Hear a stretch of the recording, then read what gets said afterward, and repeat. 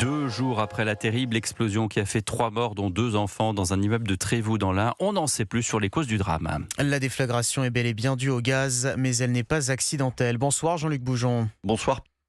Vous êtes le correspondant d'Europe 1 en Auvergne-Rhône-Alpes. L'une des habitantes de l'immeuble a voulu mettre fin à ses jours. Oui, c'est la procureure de Bourg-en-Bresse qui l'a indiqué tout à l'heure dans un communiqué.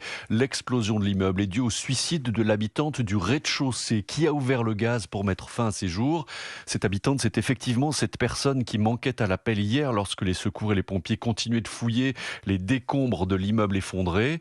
Son corps n'a été retrouvé qu'hier vers 20h et ce soir donc, on apprend qu'elle est à l'origine de l'explosion. Elle était la voisine directe au rez-de-chaussée donc de la famille des 2 petits garçons décédés. Famille dont la maman et le frère aîné ont eux aussi été blessés dans l'explosion. Alors jusque-là, pour tenter d'expliquer le drame, les habitants évoquaient volontiers les problèmes récurrents de la chaudière de l'immeuble, des pannes fréquentes et un mauvais fonctionnement. Mais les enquêteurs de la gendarmerie, qui avaient déployé de gros moyens sur place, ont eux, dès lundi soir, envisagé cette hypothèse d'un suicide au gaz.